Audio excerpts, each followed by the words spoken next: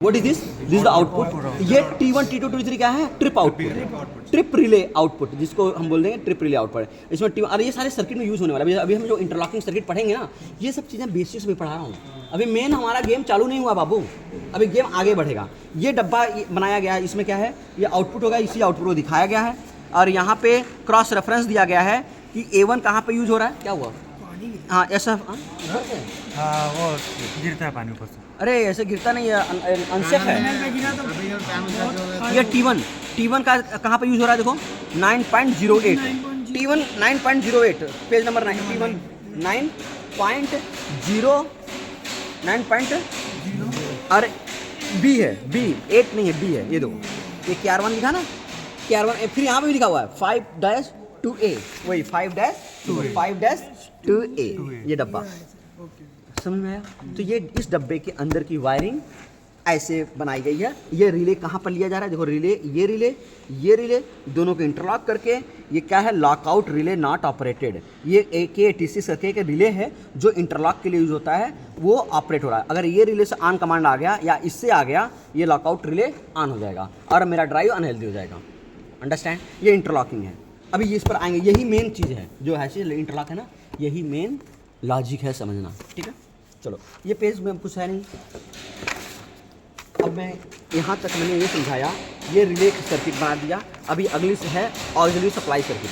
Auxiliary supply circuit में देख रहे हो क्या है, ये सिंपली ऐसे सप्लाई दिया हुआ है, एक सप्लाई क्या आ रहा है, AC सप्लाई है 230 नॉन APS सप्लाई, और MCB लगाई है, MCB का सिंबल है, MCB ऑन किया तो सप्लाई यहाँ दोनों पहुँच गई। कहाँ पहुँची, AC सर्किट और 2 मीटर को ऑन कर देता है और AC सर्किट को चालू कर देता है। AC सर्किट कहाँ यूज हो रहा है, पेज नंबर 70F मतलब यहाँ पे अगला पेज पे देखो 70F यहाँ है, यार देखो यहाँ पे रेफरेंस का लिखा है 60F, वो 60F है, ये पेज नंबर 60F, ये F वाली लाइन है ना, और ठीक है। तो ये इधर से कम समझ में आ रहे हैं, क्रॉस रेफरेंस में किसी को डाउट है, पढ़ना भी पकड़ में आ जाए। इसका टंगड़ी यहाँ पहुँच रहा है, यहाँ से यहाँ पहुँच रहा है, ये दो चीज़ें हो रही हैं, एक यहाँ पे एक यहाँ पे, ऐसा ये दोनों, ये यहाँ पर कौन सी सप्लाई आ रही है, अब तुम बोलोगे कि यहाँ पर कौन सी सप्लाई आ रही है, रोने का नहीं, हर चीज़ नहीं है, समझ में आता है ना, आपको दिमाग लगाना है और किसी को ब्लेम नहीं करने का भाई साहब। जैसे तुम यहाँ पर इंजीनियर हो आधा अधूरा ना, वैसे ये जो बनाने वाला ड्राइंग है ना, वो भी आधा अधूरा इंजीनियर होता है।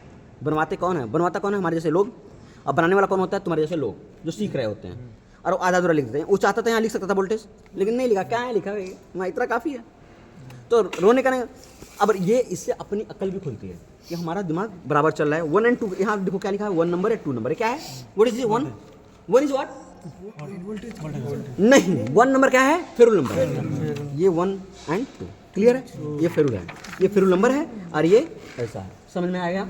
अब ये सप्लाई यहाँ चली, यहाँ घुसी, ये MCB ऑन करूँगा तो ये देखो इसके अंदर जा रही है। ये जो सर्किट है पूरा क्या है, थर्मोस्टेट है और स्पेस हीटर है, स्पेस हीटर है, थर्मोस्टेट है। थर्मोस्टेट ऑन होंगे तो ये हीटर चालू हो जाएगा, और ऑफ हो जाएंगे तो हीटर बंद रहेगा। ये रूम में जब टेम्परेचर कम हो जाता है तो हीटर से चालू करके मॉइस्चर ना बढ़ जाए। मॉइस्चर से क्या होता है, हाँ सब में लगे हैं, सारे पैनल मोस्टली सारे में लगे हुए हैं, ठीक है, समझ में आ गया बाबू। अब तुम बोलोगे ये सर एक टेढ़ा सर्किट क्यों बना के रखा हुआ है, ये न्यूट्रल है और ये फेज है, दोनों को मिला के यहाँ पर बनाया गया, क्लियर है, इतना सर्किट समझ में आ गया। ये ऊपर लिखा है कौन सी सर्किट है, ये कौन सी सर्किट है, स्पेयर सर्किट, ये AC सर्किट में स्पेस हीटर सर्किट, ये इंपॉर्टेंट सर्किट है, किसी काम का सर्किट नहीं है, पैनल में रहे या ना रहे कोई तो पैनल थोड़े बंद हो जाएगा। ये तो सर ऑक्सिलरी है ना, इसलिए इसका नाम क्या है, ऑक्सिलरी सर्किट। ये क्या है, ऑक्सिलरी सर्किट है, ये हो गया एक। ये दूसरा क्या है, plug and socket circuit. Plug and socket ये कौन सा है, जो हम कहाँ से चार्जिंग सॉकेट लगाते हैं ना, ये हो गया, ये इसको MCB ऑन करेंगे तो यहाँ पावर आएगा। ये कौन सी सेकंड, लैंप टेस्ट, लैंप का बटन होता है, ये बटन दबाते हैं तो लैंप जल जाता है, वो लैंप टेस्ट करते हैं, सारे LED को जला देता है, सारे लैंप को टेस्ट करा। ये एक क्यों लगाते हैं, लैंप टेस्ट बटन क्यों देते हैं, लैंप टेस्ट इसलिए देते हैं कि अगर हमारी LED मरी हुई है और जलनी, वो तो बुझी हुई है, फाल्ट की LED जब फाल्ट आता है तभी जलता है, लेकिन वो मरा हुआ है LED, वो लैंप टेस्ट नहीं किया और मैंने माना कि भी आएगा जलेगा और एक्चुअली फाल्ट आके बैठा हुआ है, तो कैसे पता चलेगा, नहीं पता चलेगा ना, इसलिए लैंप टेस्ट बटन दिया जाता है, ठीक है, क्लियर है। फिर अब देखो एक सर्किट और, यहाँ से घुसा लाइट, ये लाइन, और ये होते हुए इसके न्यूट्रल से यहाँ क्लीज हो रहा है। ये कौन सी सर्किट है, मोटर सर्किट। कौन सी मोटर सर्किट है, ये हमारा ब्रेकर का मोटर, जो एसटी ब्रेकर है, जो ब्रेकर है ना, vacuum BCB, vacuum circuit breaker का यहाँ पर क्या लिखा है देखो, spring charge motor. Understand? Spring charge motor, ये एमसीबी ऑन करोगे तो स्प्रिंग चार्ज होता है। ये स्प्रिंग चार्ज होने के लिए डायरेक्टली ऑन करते ही ऑन नहीं चार्ज हो जाएगा। ये S2 जो सिग्नल है ना, ये ओपन रहता है। ये S2 जब क्लोज रहेगा तभी चार्ज होगा, और चार्ज होकर ओपन हो जाएगा। जो ये चार्ज हो जाएगा ये ओपन हो जाएगा। ये चार्ज, स्प्रिंग चार्ज क्यों करते हैं भाई, कोई बताएगा मुझे? बीसीबी में कौन है यार? अरे हाँ, मेरा इंजीनियर है।